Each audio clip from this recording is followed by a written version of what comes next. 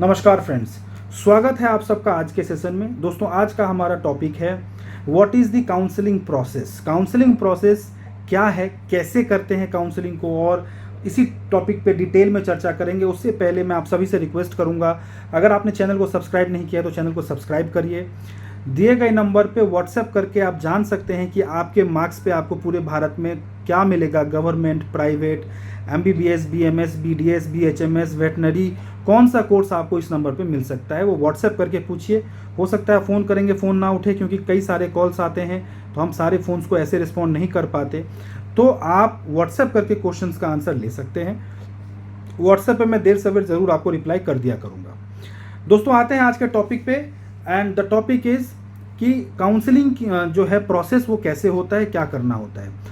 तो देखिए, काउंसलिंग जो है पूरे भारत में हर स्टेट की अलग अलग काउंसलिंग होती है, स्टेट कोटा की, और एक काउंसलिंग होती है सेंट्रल काउंसलिंग, जिसको हम MCC काउंसलिंग कहते हैं या ऑल इंडिया कोटा कहते हैं। उसके साथ ही डीम्ड यूनिवर्सिटी की भी काउंसलिंग कराई जाती है, यानी कि MCC के वेबसाइट पे ही डीम्ड यूनिवर्सिटी पूरे भारत में 50 हैं, उनकी काउंसलिंग कराई जाती है। ये डीम्ड यूनिवर्सिटी प्राइवेट बॉडीज़ होते हैं, गवर्नमेंट कॉलेजेस नहीं होते हैं। तो MCC के वेबसाइट में बाकी सारे गवर्नमेंट होते हैं, बस एक ही प्राइवेट बॉडी होती है, वो है डीम्ड यूनिवर्सिटी।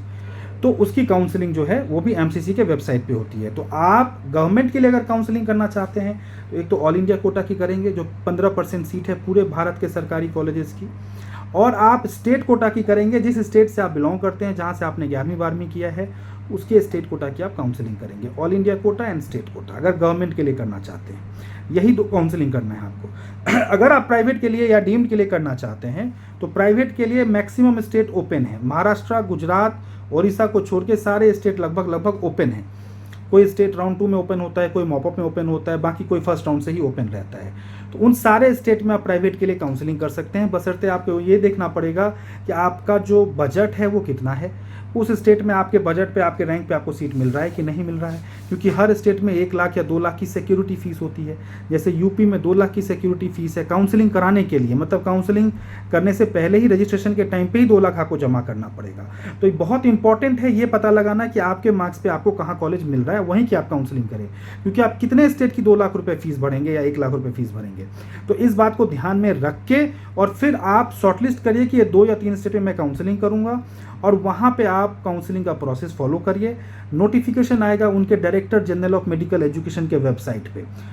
MCC के लिए MCC के वेबसाइट पे नोटिफिकेशन आता है, यानी ऑल इंडिया कोटा के लिए मेडिकल काउंसलिंग कमेटी के वेबसाइट पे नोटिफिकेशन आता है, और स्टेट कोटा के लिए उस स्टेट के जो DME आ रही है, डायरेक्टरेट मेडिकल एजुकेशन या director general of medical education के वेबसाइट पे नोटिफिकेशन आएगा। वहाँ पे जाकर के आपको अलर्ट रहना है। वो जो नोटिफिकेशन देंगे उसको अच्छे से पढ़िए। पूरा प्रॉस्पेक्टस होता है 30-40 पन्ने का, उसको अच्छे से पढ़िए और उसके आधार पे आप काउंसलिंग में पार्टिसिपेट करिए। सबसे पहले रजिस्ट्रेशन, फिर document uploading, document verification, choice filling, seat allotment, reporting, ये पूरे 15 दिन का प्रोसेस होता है।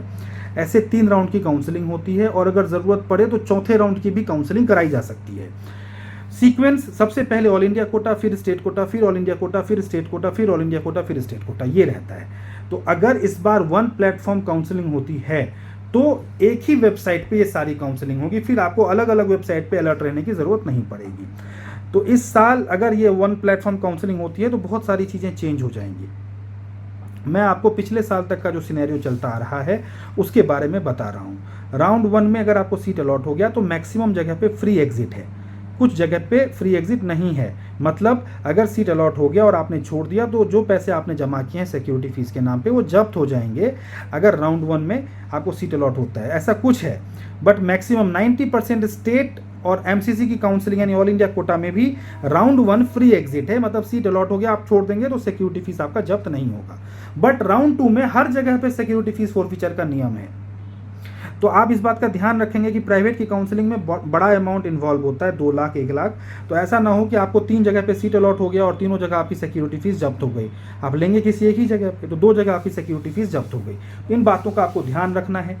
राउंड 1 और राउंड 2 तक अगर आपके पास कोई सीट है तो आप उसके बाद एलिजिबल नहीं रहते हैं। बहुत सारे लोग मुझसे पूछते हैं कि सर अगर मुझे राउंड 1 में ये सीट मिल गया, मैं ले करके मॉपअप राउंड तक नहीं जा सकता हूँ? नहीं जा सकते हैं। अगर राउंड 2 तक आपके पास कोई सीट है तो आप काउंसलिंग से बाहर हैं, आप एलिजिबिलिटी से बाहर हैं।